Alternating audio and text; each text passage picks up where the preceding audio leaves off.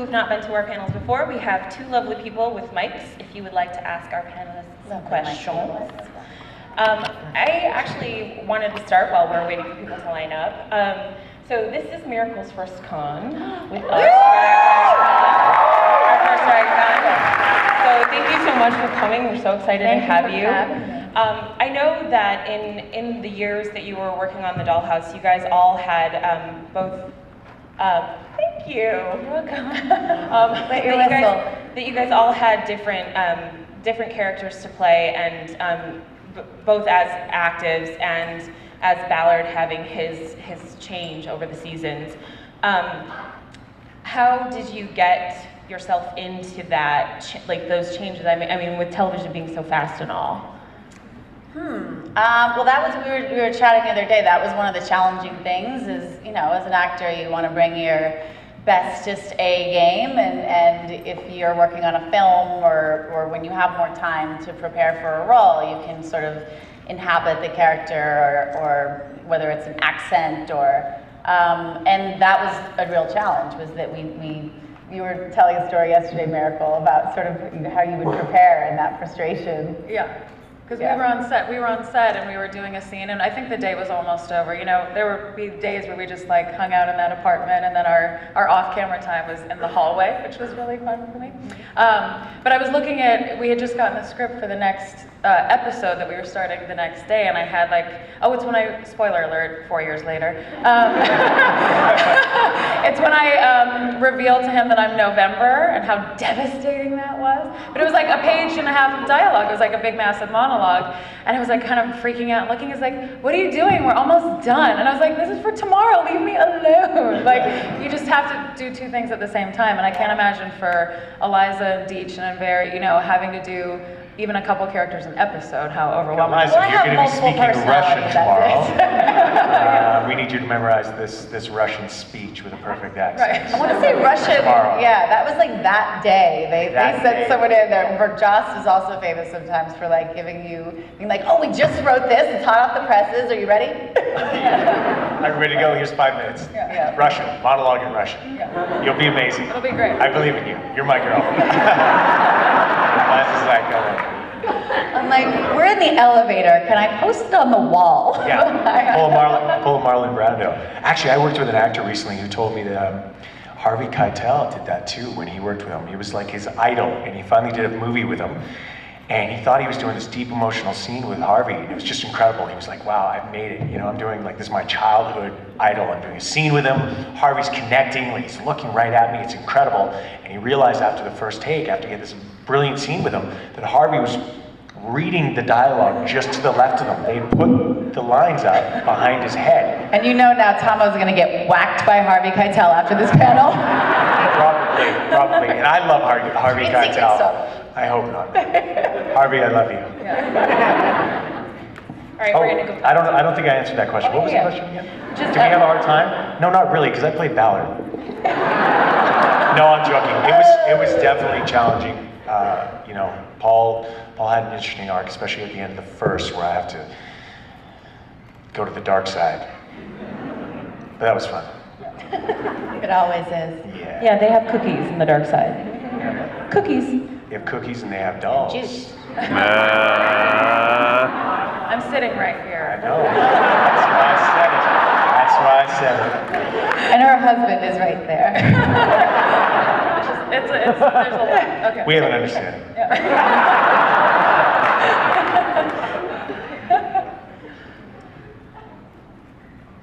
Oh, are we open? No, there he is. Silent Bob. Kevin Smith, holy shit! Yeah. Hey, I love your show, as we all do. Thank you very much for coming.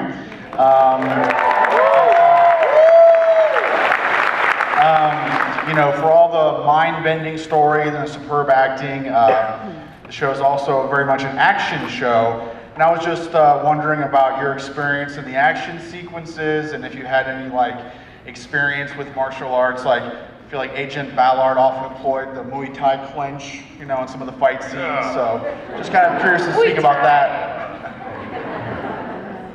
I didn't even know what Muay Thai Yeah, was. I mean, I love action. Shocker. I'd kind of just roll into it pretty nice and easy. And we had an amazing stunt coordinator, Mike Massa, on the show. I had worked with Massa. He used to double Angel, so I had beat his ass a number of times. And we had a nice shorthand from having worked together so much. And amazing also other doubles, and your doubles usually come in and they teach you firsthand like what was your you're double's name doing. again? The one, the main girl that they had all the time.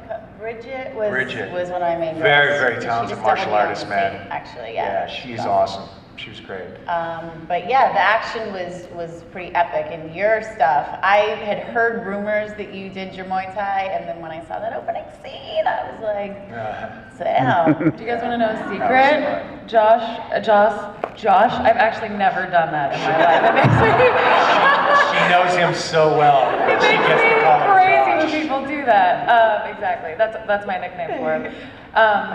Joss showed me a still that he took on his phone of you and the mat, like with your shirt off and the shorts and like the lighting and everything. Okay. From that opening Get these to scene. their own panel. He's like, "Isn't that beautiful?" And I was like, "Yes, Joss." Wow. You guys definitely have a bromance. You know what's so harsh? He doesn't call, he doesn't write. I haven't had a postcard, nothing. He's cold, man. He turned into a star. He just left me in the dust. You know what? Josh. Yeah, right.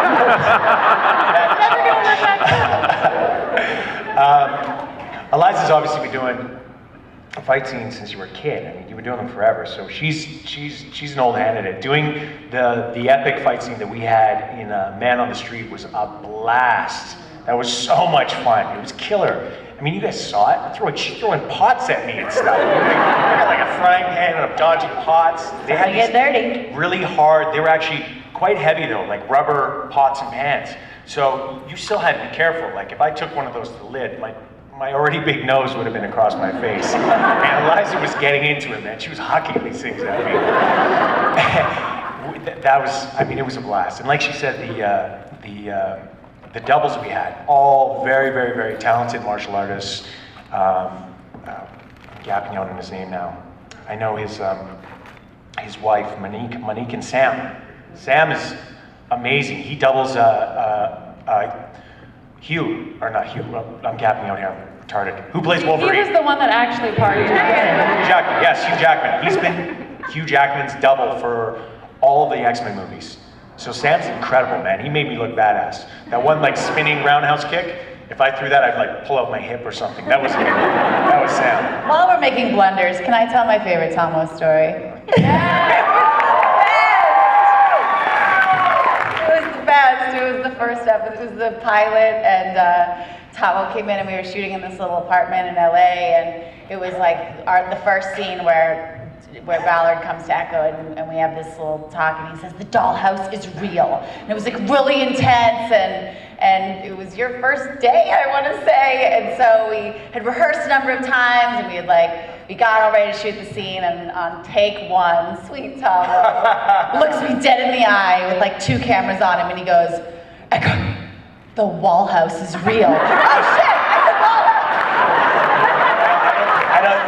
I think it took me a couple seconds to actually realize it was like a beat, and she looked at me and started smiling right Joss away. just called the And then he was like, I heard Joss go, "Cut!" And I was like, "Did I say wall house?" She started cracking up. I would like to add to this. So my first day, doing a series with Eliza Dushku and Josh Whedon. Big deal, right? Big deal. I'm nervous, but I'm excited. I'm shooting in LA finally. We're actually on location, everything. I've done so much work. I've run that effing line in my head so many times. It's like, it's just going in circles, right? As soon as I get to set, these two are like brother and sister. They're old friends. They're telling old stories. Remember that time, and Angel, and Buffy, and this and that. They're talking like 10 years, and I'm just kind of like... Every once in a while, kind of look at me, but I'm just the guy, you know, I'm the new guy, and I'm not really part of it. We were throwing out with you, yeah, man. a little bit. Anyway, I felt a little out of place, so I said wall house. And Joss, I said, "You got to make me a T-shirt." He still hasn't done that. He said he was gonna. Little tidbit. Hi. I think that we're all extremely disappointed that it got canceled. And like Tahmoh was saying, some of us just discovered it and it's already gone. And Miracle touched on this a little yesterday, but are you guys comfortable with the way it got wrapped up? And do you feel like everything was delivered even though you didn't have the time to deliver it? Well, I mean, I think all you guys would probably agree. It could have used at least another season. I think even 3 seasons. A lot of them, yeah, right. A lot of the arcs could have been not so rushed. They could have been, you know. And like I said yesterday, you know, when, because I know that Joss actually, I think Eliza knows probably what really happened, but I think he was like, okay, I've got a plan for like 4 more seasons. And then 5 seconds later, they're like, yeah, we're canceling you, you know? So he had a really hard time, I imagine, trying to wrap it up as best he could. And I think he did the best he could with what he had. And for me, you know, my last day working on the show was the scene where I end it all for myself. And the last scene we shot in that episode was that scene in that moment with Tahmoh, and it was a very, very emotional day for me and him, and Joss came by to say goodbye, and we were talking and just kind of taking it all in, and I said, so would you have killed me anyway? Like, was this coming? Did I do something wrong? You know? And he goes, babe, no way. He's like, you're one of my favorites. The fans love you. Absolutely not. He's like, but the minute I heard we were canceled, I thought, she's dead. That's awesome. Classic Joss, right? She's dead. Tahmoh's dead. Right. Who else should I kill off? Yeah. So I think, like, for our relationship and our arc, I think it was kind of perfect for what had to happen. It was very bittersweet, but yeah, it's good. And you know what? On a positive note, oftentimes, I don't think Fox was dumb enough to do it again. But you know, when the plug gets pulled, it gets pulled. I think we were on the 8th. Don't show up to work tomorrow. Yeah, but I think it was the 8th episode or whatever when Joss came on set and gave us the announcement. He said, "Listen, guys, we're done, but they're going to let us finish." Well, we were like one of the first shows where they had just started to track DVR numbers. I mean, technology's always changing, and so our Friday night numbers at 9 o'clock weren't that ideal, but there was a little bit of hope for a minute because a lot of people were DVRing, and we had like the highest DVR ratings of any show or something. So, I mean, yeah, it was definitely painful. It was a bummer. But as you mentioned, a lot of shows you never get to finish it off, and they literally, I had another show called True Calling that happened. But there was no ending. It was like me and Jason Priestley, and then all of a sudden it was just done.